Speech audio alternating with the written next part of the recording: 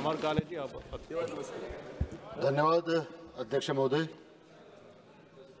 एका अतिशय महत्त्वाच्या चर्चेवर या ठिकाणी आपण मला बोलण्याची संधी दिली त्याबद्दल आपल्या मनापासून आभार मानतो. या चर्चेच्या सुरुवातीला सर्वप्रथम पहलगामचा जो दहशतवादी हल्ला जो झाला, या दहशतवादी हल्ल्यामध्ये ज्या 26 निरपराध लोकांना जीव गमवावा लागला त्यांना या ठिकाणी मी सर्वप्रथम श्रद्धांजली अर्पण करतो. या ठिकाणी अनेक भाषणे मी या ठिकाणी ऐकले, परंतु कोणत्याच वक्त्याच्या भाषणामध्ये जो उल्लेख झाला नाही तो सुद्धा मला या निमित्ताने या ठिकाणी करावासा वाटतो. आणि तो म्हणजे पहलगाम येथील गाईड सय्यद आदिल हुसेन शाह यांनी पहलगाममध्ये आलेल्या टुरिस्ट लोकांना वाचवण्याकरता जे आपलं प्राणाची त्या ठिकाणी शहादत दिली त्याबद्दल त्यांचं सुद्धा मी या ठिकाणी त्यांना वंदन करतो, नमन करतो. अतिशय यशस्वीपणे सिंदूर ऑपरेशन या ठिकाणी भारतीय सैन्याने पूर्ण केलं, त्याबद्दल भारतीय सैन्याचं या ठिकाणी सर्वप्रथम मी मनापासून या ठिकाणी अभिनंदन करतो, त्यांना नमन करतो, त्यांना वंदन करतो. आज अनेक लोकांचे भाषणं या ठिकाणी मी ऐकत होतो आणि हे भाषणं ऐकत असताना ज्या पद्धतीची चर्चा या सभागृहामध्ये होणं अपेक्षित आहे, इतका मोठा दहशतवादी हल्ला या देशावर झाला, 26 लोकांनी या हल्ल्यामध्ये जीव गमावला आणि इतका मोठा दहशतवादी हल्ला या देशावर होत असताना या सदनामध्ये ज्या पद्धतीनं सिरियस चर्चा त्या निमित्तानं व्हायला अपेक्षित होती, आज दुर्दैवानं या चर्चेला सुद्धा कुठेतरी राजकीय रंग हा त्यानिमित्तानं येताना या ठिकाणी पाहायला भेटतोय आणि याचं अतिशय भारतीय म्हणून मनापासून या गोष्टीचं दुःख त्या निमित्तानं आहे. या चर्चेला राजकीय रंग येणं अपेक्षित नव्हतं, परंतु या चर्चेला सुद्धा राजकीय रंग त्या निमित्तानं या ठिकाणी येताना आपल्याला पाहायला भेटतोय. या ठिकाणी भारतीय जनता पक्षाचा नारा आहे. भारतीय जनता पक्ष सांगतो की राष्ट्र प्रथम, आणि ज्या वेळेला भारतीय जनता पक्ष सांगतो की राष्ट्र प्रथम त्यावेळेला खऱ्या अर्थानं राष्ट्राला प्राधान्य देण्याचं काम हे त्यानिमित्तानं भारतीय जनता पार्टीच्या माध्यमातून व्हायला पाहिजे, भारतीय जनता पार्टीच्या सरकारच्या माध्यमातून व्हायला पाहिजे, ही एक अपेक्षा या निमित्तानं या चर्चेच्या माध्यमातून या ठिकाणी करतो. आणि चुका होत राहतात. सरकार तुमचं असो, सरकार आमचं असो, सरकार काँग्रेसचं असो, सरकार बीजेपीचं असो, चुका झाल्या त्या चुका स्वीकारण्याचं काम त्या निमित्तानं प्रत्येक सरकारने त्या निमित्तानं केलं. आज या ठिकाणी मी ऐकत होतो, या ठिकाणी ऐकत असताना 26/11च्या हल्ल्याच्या वेळेला काय परिस्थिती होती, त्यावेळेला तुमचं काय फेल्युअर होतं हे या निमित्तानं भारतीय जनता पक्षाचे सन्मान्य सदस्य या ठिकाणी बोलताना बोलून घेत. परंतु मला या निमित्तानं सांगावंसं वाटतं की या देशामध्ये पहिल्यांदा असं झालं की जिवंत दहशतवादी पकडण्याचं काम हे पहिल्यांदा 26/11च्या हमल्याच्या वेळेला झालं होतं.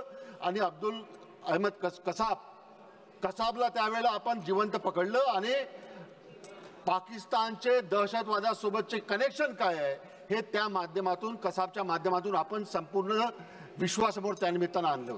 माझी अपेक्षा इतकीच राहील, चुका तुमच्याकडनं हो, चुका आमच्याकडनं हो, त्या चुका आपण सुधारवल्या पाहिजे, परंतु जी बाब सत्य आहे ती सत्य स्वीकारण्याचं काम त्या निमित्तानं प्रत्येक सरकारने केलं पाहिजे, अशी एक अपेक्षा मी आज या चर्चेच्या निमित्ताने ठिकाणी करतो. आज या चर्चेच्या निमित्तानं अनेक लोकांनी आपले भावना या ठिकाणी प्रगट केल्या, अनेक लोकांनी आपलं मत या ठिकाणी मांडले, परंतु मला या निमित्तानं काही प्रश्न या निमित्तानं या चर्चेच्या माध्यमातून माननीय या देशाचे सन्माननीय पंतप्रधान माननीय मोदी साहेबांना सुद्धा विचारायचं. हा इतका मोठा हल्ला आपल्या देशावर झाला, 26 लोक या हल्ल्यामध्ये त्या निमित्ताने शहीद झाले, परंतु जे 5 आतंकवादी जे या हल्ल्यामध्ये सहभागी होते, या 5 आतंकवादींचं आता जवळपास 3 महिने पूर्ण झाले या हल्ल्याला.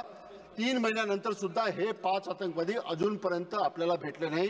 हे आपल्या सरकारचं सर्वात मोठं अपयश आहे, हे सुद्धा त्या निमित्तानं आपण लक्षात घेतलं पाहिजे. इंटेलिजन्सचा काय फेल्युअर आहे या संदर्भामध्ये सुद्धा विचार त्या निमित्तानं आपण केला पाहिजे. ज्या वेळेला कारगिलचं युद्ध झालं होतं कारगिलचं युद्ध ज्या वेळेला झालं होतं त्यावेळेला जम्मू काश्मीरमध्ये गुजर आणि बाकरवाल कम्युनिटी आहे. ही गुजर आणि बाकरवाल कम्युनिटीचा अतिशय महत्त्वाचा रोल हा यावेळेला आपल्याला कारगिलच्या युद्धामध्ये विजय मिळवून देण्याकरता राहिला होता.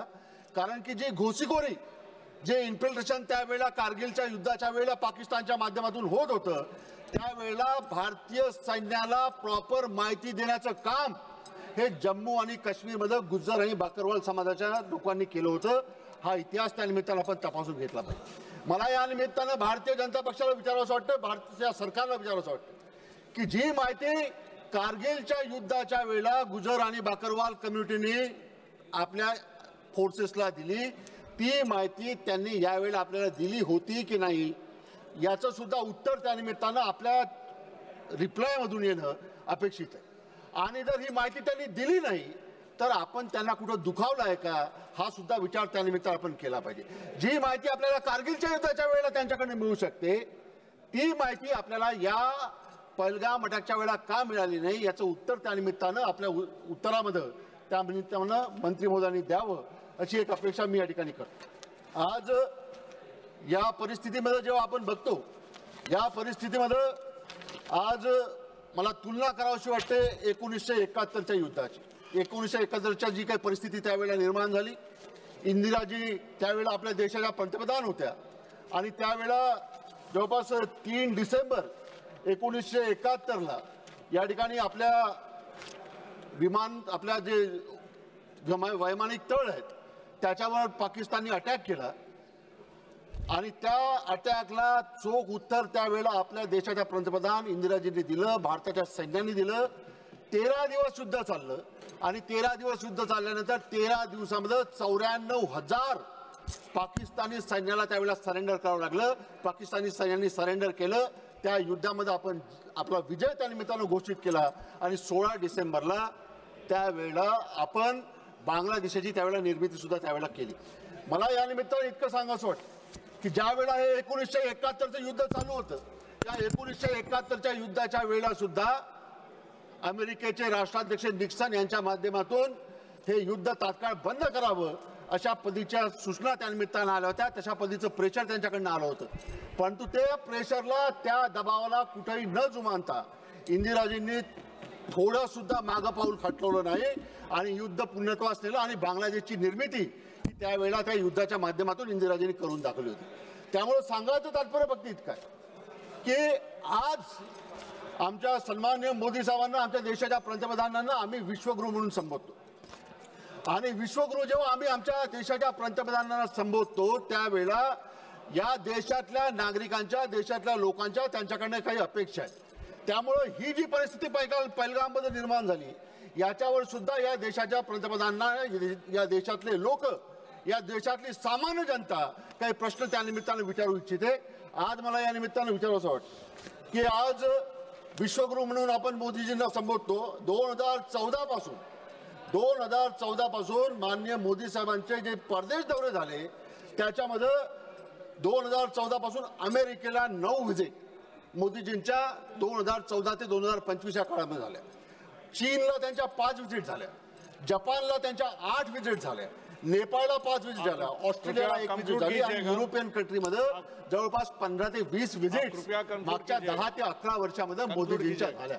त्यामुळे मला या निमित्तानं विचारावं असं वाटतं की आपली परराष्ट्र नीती कुठं फसली आहे, आपल्या परराष्ट्र नीतीचं काय फेल्युअर आहे याचं सुद्धा उत्तर या निमित्तानं आम्हाला मिळालं पाहिजे की ज्या अमेरिकेला तुम्ही 2014 पासून 9दा व्हिजिट करता त्या अमेरिकेचे राष्ट्राध्यक्ष पाकिस्तानच्या आर्मी फोर्सच्या चीफला त्या ठिकाणी जेवणाकरता बोलवतात पहलगामच्या अटॅक नंतर.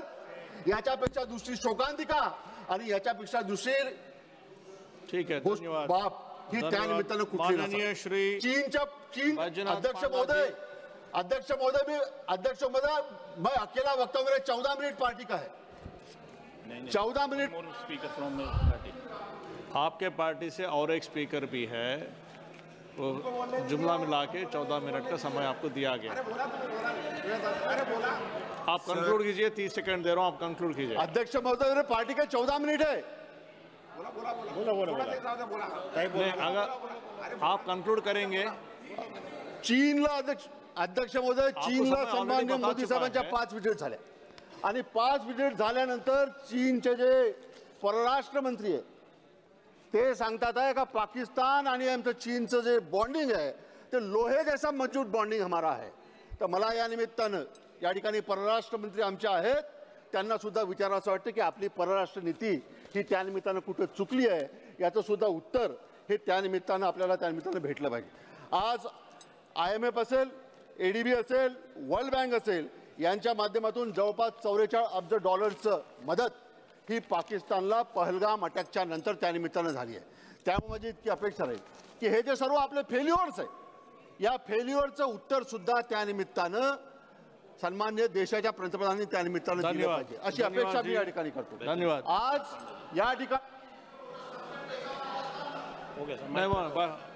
बहुत बहुत धन्यवाद.